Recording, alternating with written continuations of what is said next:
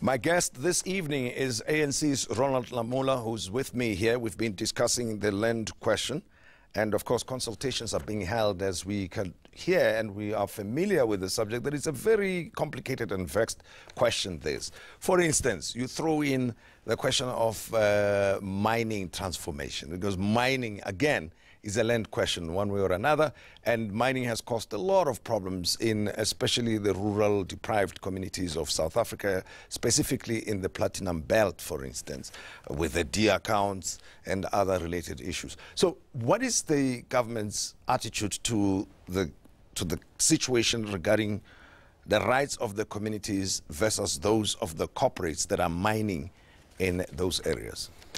The attitude is that communities in the mining areas must be able to benefit from the natural resources that is found in their area. So indeed, there is issues that's why you will see the Department of Minerals dealing with the issue of the mining charter, the social labor plans. All those are aimed to resolve that conflict between the community and the cooperatives. The biggest challenge is that there is no enforcement mechanisms to ensure that these corporates are held to account, or they comply indeed with the social labor plans, or they comply with the mining charter. And that's what we are trying now in terms of legislations to resolve that kind of a challenge, so that the community, when they know that a mine did not comply either with the BE issues in the community or with the social labor plan, they know where to go to. And now they don't know. It's not clear. The department can sometimes mediate between the communities in terms of their regional offices, but it's not a clear-cut situation, because the department becomes a regulator and also a mediator between the communities. But you yourself, I know you've done a lot of research on this, and in fact, you've even obtained a master's degree out of this thing. Yeah. What did you find when you did your research? Because one of the findings is that the government does not have the capacity to do appropriate investigations. Yes. Now, government cannot complain that it cannot service or look after the interests of the people. Why is the department not having appropriate capacity? If you look at it, Tim, from my research, which you are referring to, is that from the apartheid era, mining was designed to exclude black people. So even within the department, there was no capacity. If you will get the Marias Commission of Inquiry, which dealt with the health issues in the mines, the inspection, there was not enough inspection. That's why people will get sick and go back to the Eastern Cape and all those issues. So from that period up until today, the department has not been able to build capacity and also being restructured to respond to a democratic kind of an environment. And I think that's what they are beginning to do now with the new legislations and so forth, and also to bring their own and build their own internal capacity. That is what is needed, because the department is designed was to protect that interest. And I think gradually it is getting there, but you will have seen even with the Marikana Commission, it's also one of the findings. So I think those recommendations are being implemented to resolve that challenge. Now, with the growth of urbanization in South Africa, there's also an issue in the urban areas. We focused a lot on the rural areas and land for agriculture and mining. In the urban areas, we see the establishment of informal settlements on a day-by-day basis and the land invasions. The authorities seem to have lost the march in that regard. And I've heard it being said that it's because the municipalities are incapable of providing housing to people, and that's why they end up taking over the land.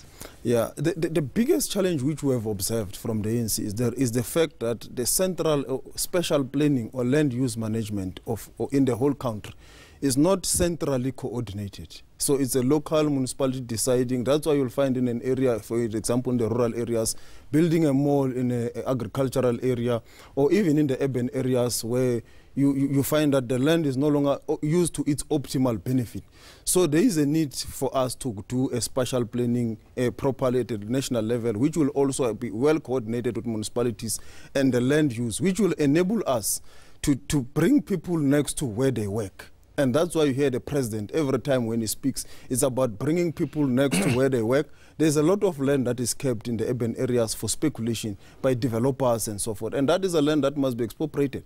But also beyond that, there's land that is owned by state-owned entities, Denel, Sanral, Transnet and so forth, which we are also looking at to say, how do we enable this land to ensure that we are able to give people in urban areas land and they work where they, and that should be properly regulated.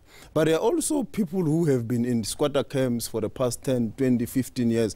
We need to look at the way of saying, you can't squat here, you need to go here. This is how you should reside, because this is not for residents. But if it's found that this area where they might be squatting is relevant for residents, then we need to find a way of regulating. It's a reality that 60% of across the country need urban land. And that's why the ANC does not only speak about agriculture, it speaks about urban and also creating commercial farmers.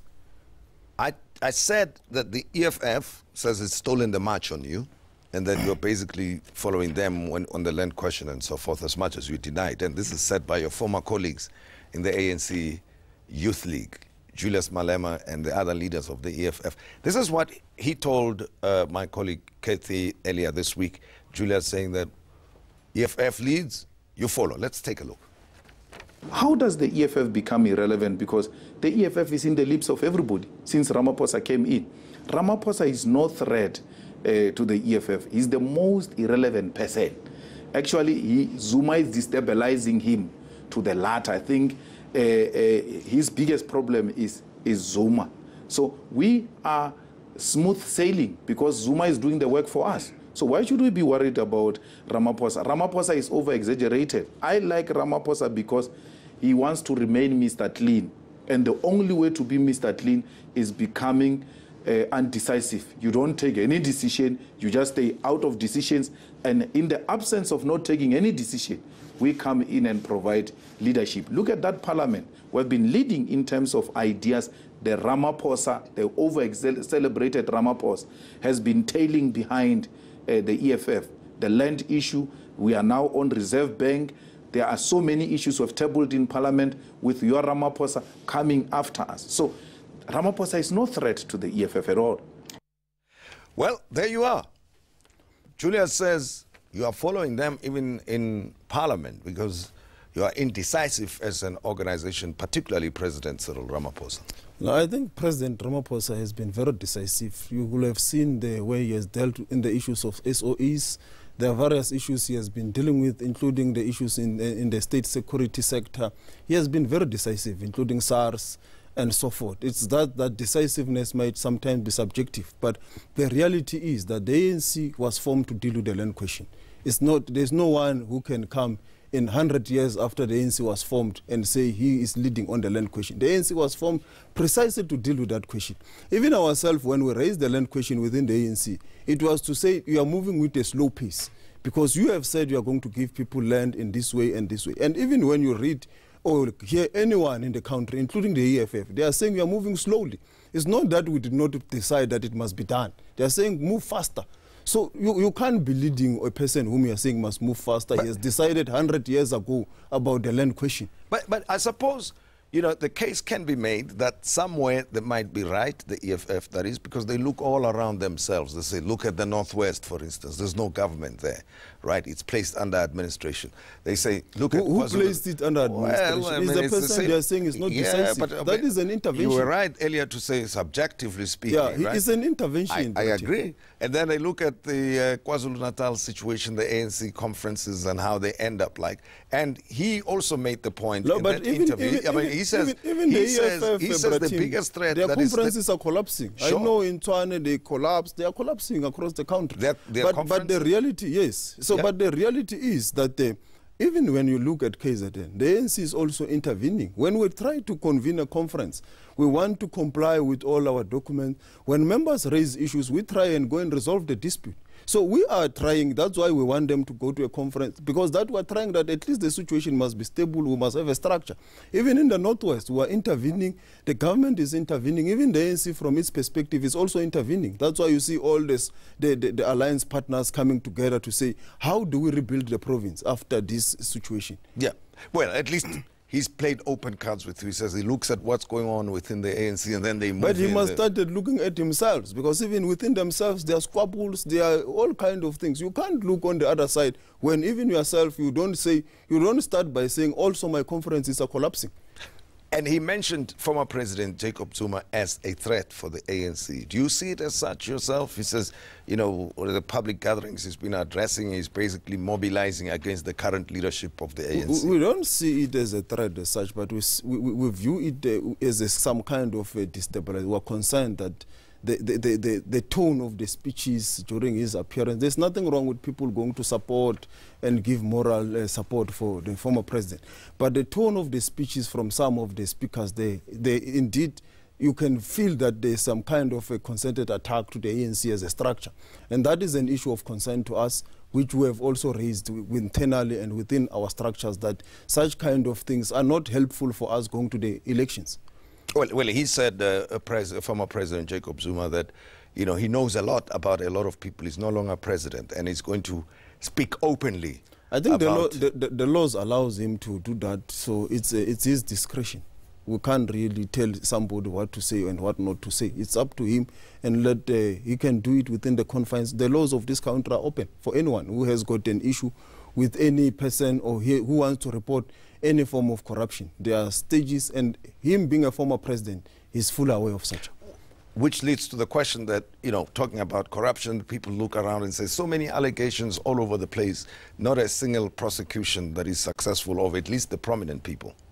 Yeah, but Tim, I think since the start of the year, the president has said he's opening up, he's allowing the criminal justice institutions, the NPA, the Hawks, to be independent. He says let them do their job. He cannot interfere, because at the end you are going also to accuse us of political interference in state institutions. So the Constitution enjoys them and gives them independence. But what we are saying is that they must be effective, they must do their job in a manner that restores public confidence. And I think at least they are trying. You can see they take matters to court and so forth. Obviously in court there are situations where you will lose or there are situations where you win, but I think gradually they are finding their feet, because you will have seen since now they start to arrest, deal with issues, there is a movement. What happened to the ANC Youth League, by the way? Is it still around?